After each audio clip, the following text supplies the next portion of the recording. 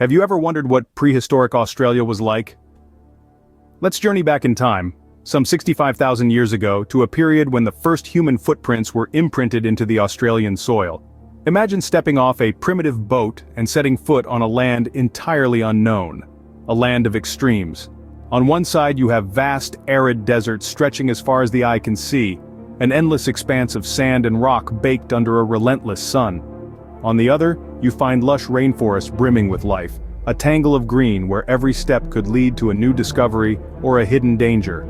These early humans, our ancestors, were true explorers, embarking on an epic journey from the familiar landscapes of Asia, crossing the open sea and arriving on a continent that was as alien to them as another planet might be to us.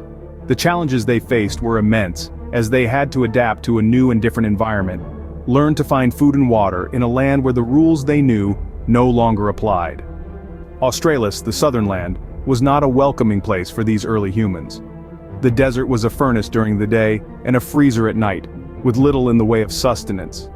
The rainforests, while teeming with life, were also filled with dangers, from venomous snakes to predatory birds. But these challenges did not deter our ancestors. Instead, they adapted, they learned, and they thrived, paving the way for generations to come. As they explored further, they found a land of contrasts, from the snowy peaks of the mountains to the crystal-clear waters of the coast. They discovered a land that was harsh but also beautiful, a land that was as deadly as it was captivating. So early humans had a tough time in Australia, but what about the creatures that were already there? Well, that's a story for another time. But let's just say that the humans were not the only ones who found Australia to be a land of extremes. Imagine a world where lizards grow larger than modern-day crocodiles. A world where the line between fantasy and reality blurs, where the creatures that roam the earth are larger, stranger, and more fearsome than anything we see today. Welcome to prehistoric Australia, home to the Megafauna. Megafauna, a term derived from ancient Greek, means large animals. But these creatures were not just large, they were colossal, dwarfing many of the animals we are familiar with today. They were the rulers of the ancient Australian landscape, a testament to the incredible diversity and adaptability of life. Let's meet some of the most remarkable members of this prehistoric menagerie. First up, the Diprotodon, the largest marsupial to have ever lived. This behemoth was similar in size to a modern-day hippopotamus, with a height of over 6 feet at the shoulder and a length of up to 12 feet from head to tail. Imagine a creature that large bounding across the Australian outback. That's right, bounding. Despite its size, the Diprotodon was a relative of the kangaroo. Next up is the Thylacoleo, or the marsupial lion. This creature was a fearsome predator, equipped with the strongest bite of any mammalian predator, relative to size. It was about the size of a modern leopard but had a bite more powerful than a lion's. Its unique teeth were perfect for slicing through flesh, making it a top predator in its time. These are just a couple of examples of the megafauna that roamed prehistoric Australia. There were many more, each one unique, each one a testament to the incredible diversity of life that once existed on this continent. These creatures might sound like something out of a fantasy novel, but they were very real. Their existence challenges our understanding of what is possible in the natural world, and serves as a stark reminder of the incredible power of evolution. These ancient beasts, these titans of a bygone era, truly were the stuff of nightmares. But oh, what fascinating nightmares they were. So, how did early humans survive in such a hostile environment? Think about it. You're surrounded by gargantuan creatures that could crush you without a second thought. The land is harsh, unyielding, and the climate is unpredictable. But early humans were nothing if not adaptable. In the face of such adversity, these early Australians developed one of the most important tools in human history: fire. Fire was more than just a source of warmth in the cold nights or a means to cook their food. It was a tool for survival against the megafauna that dominated the landscape. Imagine this: a group of early humans, small and seemingly insignificant, driving a herd of giant wombat-like creatures called Diprotodons towards a cliff with a line of fire. The Diprotodons, terrified of the flames, would have no choice but to stampede over the edge. It was a dangerous yet effective hunting strategy. But the use of fire went beyond hunting. Early humans also used it as a tool for land management. They understood that fire could clear undergrowth and promote the growth of plants that attracted game. This technique, known as fire stick farming, was a form of early agriculture manipulating the environment to their advantage. The early Australians were survivors, learning to adapt and thrive in a land that was as beautiful as it was deadly. Their ingenuity and resourcefulness are a testament to the indomitable spirit of humanity. Yet, their survival was a constant struggle, a delicate balance between life and death. Every day was a test, a battle against the elements and the behemoths that roamed the land. They had their fire, their knowledge, their courage, but these were often just enough to see them through another day. But even with these tools, life in prehistoric Australia was never easy. So, what happened to these giant creatures that once roamed Australia? A question that has baffled scientists for decades. Theories abound, each offering a piece of the puzzle to this prehistoric mystery. One of the most widely accepted theories attributes this mass extinction to climate change. Around 45,000 years ago, Australia was undergoing a significant shift in its weather patterns. This continent was gradually transforming from lush greenery to the arid outback we know today. This drastic change in environment could have been too much for the megafauna.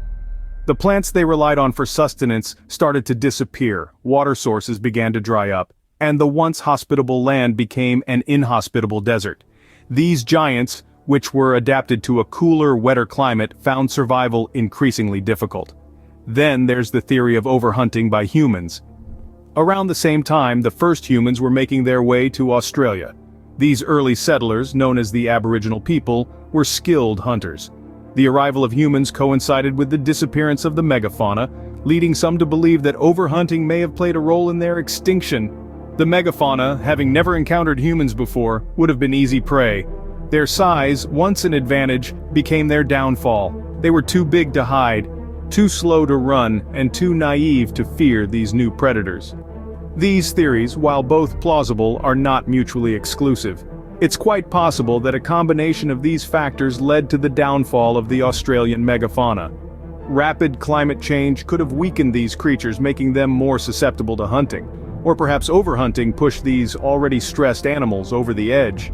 This extinction event was a significant turning point in Australia's ecological history. It marked the end of an era, the era of the megafauna, and paved the way for the unique Australian fauna we see today. It's a reminder of the power of nature and the impact humans can have on the environment. The disappearance of the megafauna marked the end of an era in Australia's history. How has prehistoric Australia shaped the country we know today? That's a question worth pondering. If we delve into the heart of Australia's rich cultural tapestry, we find threads woven with tales of survival, resilience, and a deep respect for the land. These tales are not mere folklore, they are the echoes of a time when early humans walked side by side with the megafauna, in an era where survival was a daily challenge. Australia's prehistoric past has left an indelible imprint on the nation's cultural identity. Early inhabitants had to adapt and evolve to survive in an environment teeming with megafauna. This struggle for survival fostered a resilience and adaptability that are still evident in Australia's people today. But it's not just about survival. The megafauna, these colossal creatures from an epoch long gone, have also found their way into the country's folklore and mythology. According to Aboriginal Dreamtime stories, these ancient animals are often depicted as spiritual beings or ancestors, imbued with wisdom and power. Take the tale of the rainbow serpent, for instance. This powerful deity is a central figure in many Aboriginal cultures, symbolizing the life-giving power of water and the cyclical nature of life. While the rainbow serpent is not a direct representation of any specific megafauna, the reverence for large powerful creatures evident in this and other stories is a clear nod to the influence of these prehistoric beasts. Or consider the bunyip, another creature from Aboriginal mythology. Often described as a large, water-dwelling beast, the bunyip's descriptions bear striking similarities to some of the aquatic megafauna that once roamed Australia's waterways. So, while the megafauna may have vanished from the physical landscape of Australia, they continue to roam the cultural landscape, inhabiting stories and legends, shaping identities, and reminding us of a time when humans were not the dominant species on this vast continent. Even though the megafauna are long gone, their legacy lives on in Australia today. They remind us of our past, influence our present, and will undoubtedly continue to shape our future. So, what can we learn from prehistoric Australia? In the vast expanse of time, our journey has taken us through a land that was not only wild, but also teeming with creatures of enormous size and power. Prehistoric Australia, a land that was the stuff of nightmares, was home to a variety of megafauna, creatures that were larger and more formidable than anything we see today. These colossal beasts roamed the land, ruling their domains with absolute authority. But they were not alone. Alongside these giants, early humans made their way to this land, navigating the treacherous terrains and adapting to the harsh, unpredictable environment. Their survival strategies were as varied as they were ingenious, demonstrating the resilience and adaptability that are hallmarks of our species. Yet even the mightiest of creatures, and the most resilient of humans, could not escape the inevitable cycle of life and death. An extinction event, the cause of which remains a subject of intense debate, wiped out the megafauna, leaving behind only their fossilized remains as a testament to their existence. This event marked a turning point in the history of Australia, forever changing the face of this ancient land. But the story doesn't end there. The legacy of prehistoric Australia lives on in the modern nation. The echoes of that bygone era can be heard in the stories of the indigenous peoples, in the unique biodiversity of the country, and in the spirit of resilience that defines Australia. From the early human migration to the extinction event and beyond, prehistoric Australia serves as a mirror, reflecting our own strengths and vulnerabilities. It teaches us about the power of adaptation, the inevitability of change, and the enduring spirit of survival. Prehistoric Australia may have been a land of nightmares, but it was also a land of extraordinary creatures and resilient people. It reminds us of the remarkable ability of life to adapt and survive against all odds. The story of prehistoric Australia is a fascinating chapter in our global history. It's a narrative filled with immense creatures, survival battles, and dramatic shifts in the environment, all of which have left indelible marks on the land down under. But the story is far from complete. Every rock, every fossil, every ancient artifact holds a new clue waiting to be discovered. So consider this. Why not dive deeper into the mysteries of prehistory?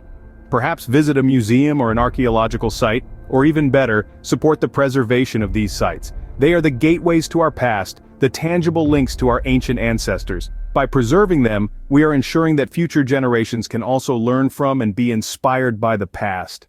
Remember, history is not just about the past, but also about understanding our present and shaping our future. Let's continue to explore, learn, and preserve together.